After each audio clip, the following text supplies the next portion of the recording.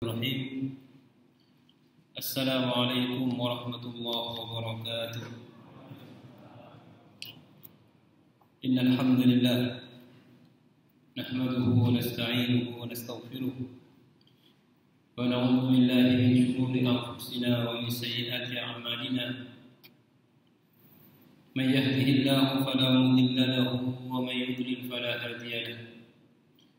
Ashhadu an la ilaha illallah وحده لا شريك له وأشهد أن محمدا عبده ورسوله اللهم صل وسلم عليه وعلى آله وصحبه ومن دعا بدعوته ومن سار على نهجه نوى التعلم والتعليم والتذكر والتذكير والنفع والانتفاع والإفادة والاستفادة والحث على التمسك بكتاب الله وسنة رسوله والدعاء إلى الهدى والدلالات على الخير ابتغاء وجه الله ومرضاته وقربه وثوابه سبحانه وتعالى. أما بعد. Jamaah salat Isya dan insyaallah salat tarawih dan witir yang dirahmati Allah. Alhamdulillah wa syukurillah, pada malam hari ini kita mendapatkan nikmat dari Allah, bisa melaksanakan salat Isya berjamaah dan insyaallah salat tarawih dan witir. Mudah-mudahan semua amal ibadah kita menjadi amalan-amalan yang makbulah. Mudah-mudahan Allah Subhanahu wa taala memasukkan kita kepada hamba-hamba yang mendapatkan pahala dari puasanya.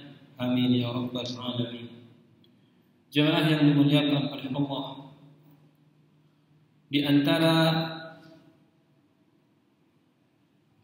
kebiasaan orang-orang yang pahala puasanya dia rasakan adalah setiap waktu di bulan Ramadan ini dia berusaha meningkatkan kualitas ibadah, kualitas puasa yang ia laksanakan.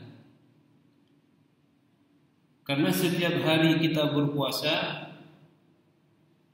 dari hari yang satu ke hari yang lain ada perbedaan kualitas dan kuantitas dari ibadah puasa yang kita laksanakan.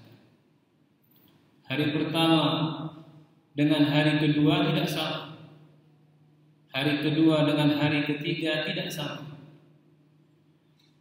Orang-orang yang dekat dengan Allah, para salihin yang merasakan hikmah, keutamaan dan nikmatnya beribadah di bulan puasa ini, senantiasa mengevaluasi diri agar supaya dia bisa memaksimalkan amalan-amalan ketika dia berada di bulan Ramadan ini. Jemaah yang dimuliakan oleh Allah, ada satu hadis dari Rasulullah SAW diriwayatkan oleh Imam Bukhari dan Imam Muslim, baik untuk kita jadikan renungan dalam rangka mudah-mudahan puasa kita termasuk puasa yang bernilai, bermakna dan berpahala.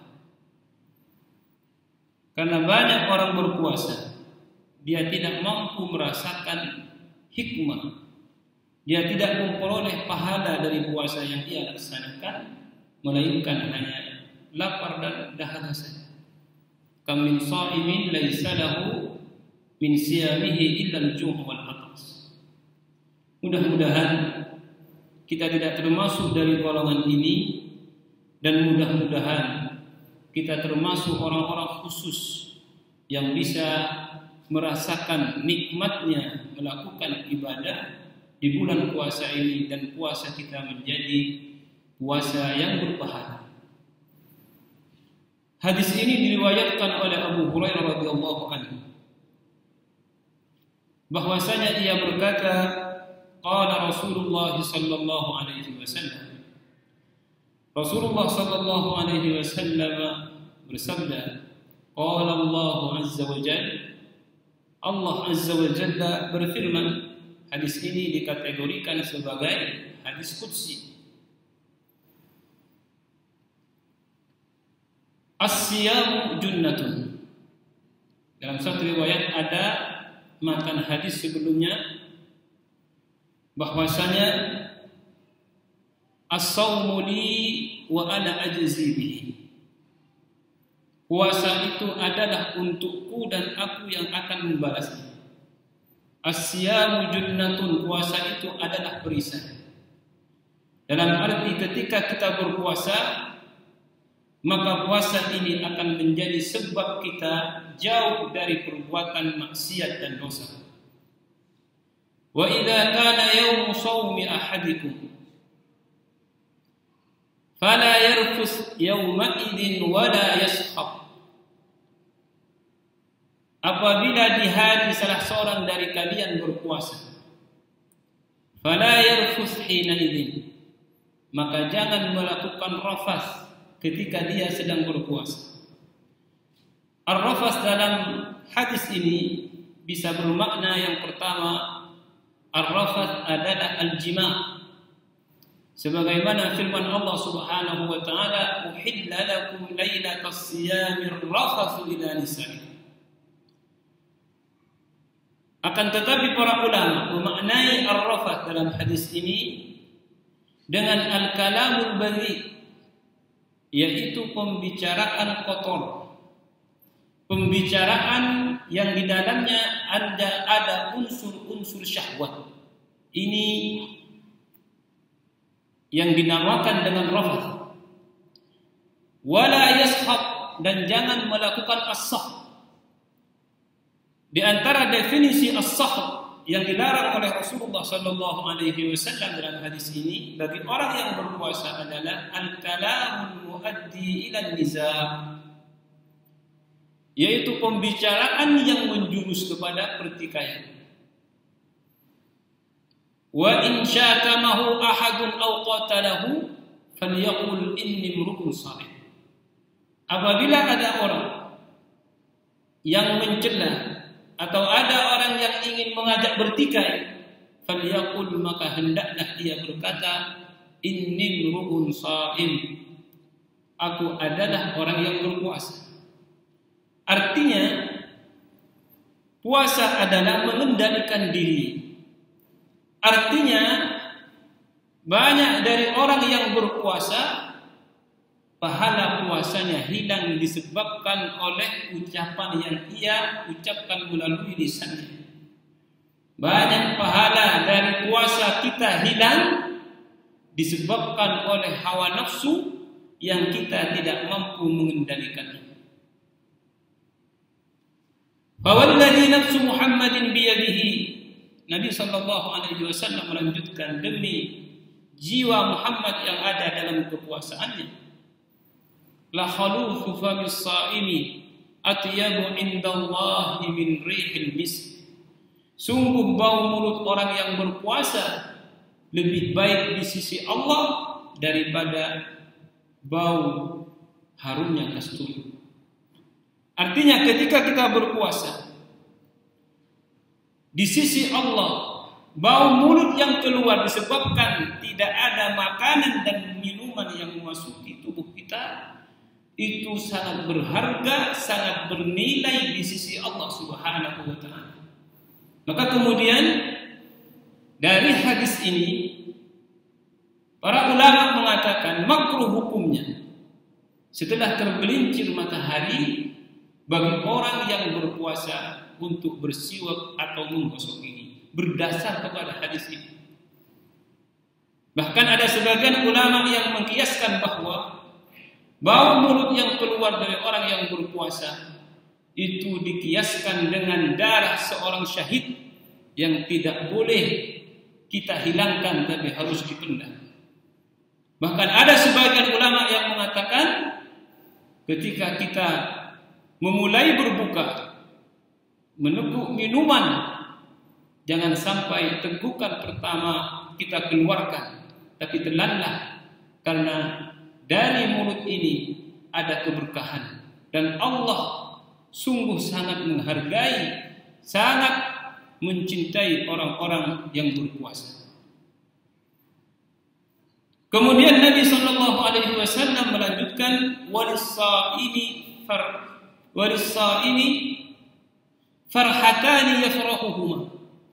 Bagi orang yang berpuasa ada dua kebahagiaan yang dia bahagia dengan dua perkara. Idza aftara fariha bi fitrihi. Apabila dia berbuka dengan kegembiraan karena buka. Ini mengisyaratkan bahwa orang yang gembira ketika dia berbuka, maka ini artinya orang ini ketika dia berpuasa di siang hari mengisi hari itu dengan aktivitas-aktivitas dan memaksimalkan waktu ketika dia berpuasa dengan amalan-amalan yang baik. Sehingga ketika dia memasuki waktu berbuka, ketika meneguk air, dirasakan nikmatnya seteguk air yang masuk ke dalam tubuhnya. Berbeda dengan mereka yang banyak tidur di siang hari, yang banyak lengah dan melalaikan waktunya untuk hal-hal yang sia-sia. Biasanya ketika dia berbuka tidak merasakan kenikmatan yang dirasakan oleh orang-orang yang memaksimalkan waktu di hari dia berpuasa dengan amal kebaikan. Kemudian kebahagiaan dan kegembiraan yang kedua, idza laqiya rabbahu fariha bi shaumi. Kelak ketika kita berjumpa dengan Allah Subhanahu wa taala, dia bahagia dengan puasanya. Kenapa bahagia? Karena puasanya bernilai, bermakna dan berpahala. Jadi tidak mungkin orang yang pahalanya hanya lapar dan dahaga saja, yang pahalanya tidak memiliki nilai dan pahala, dia akan bahagia kelak di depan Allah Subhanahu wa taala dengan puasa yang dia laksanakan. Mudah-mudahan Allah Subhanahu wa taala memberikan taufik kepada kita agar bisa menjadikan puasa yang kita laksanakan puasa yang bermakna, bernilai dan berpahala, dan mudah-mudahan kelak Allah Subhanahu wa taala memberi balasan yang membuat kita gembira. Ini di antara rahasia dalam hadis qudsi yang saya sebutkan di pertama tadi adalah as-saumu li wa ana ajzi bihi, artinya Allah akan memberikan surprise bagi orang yang berpuasa. Allah akan memberikan balasan yang tidak diduga-duga oleh orang yang berpuasa. Kemudian Allah akan memasukkan orang yang berpuasa dan puasanya diterima oleh Allah Subhanahu wa taala, memasukkannya ke dalam surga melalui satu pintu yang dinamakan Babur Rayyan, yang dimasuki oleh orang-orang yang puasanya bernilai dan berpahala. Mudah-mudahan Allah Subhanahu wa taala memberikan maunah, memberikan kemudahan kepada kita untuk bisa memaksimalkan waktu di bulan Ramadan ini, sehingga kita bisa melaksanakan ibadah puasa dan puasa kita bernilai dan berpahala, dan kita keluar dari bulan Ramadan menjadi ahli surga. Amin ya rabbal alamin. Ini yang bisa saya sampaikan.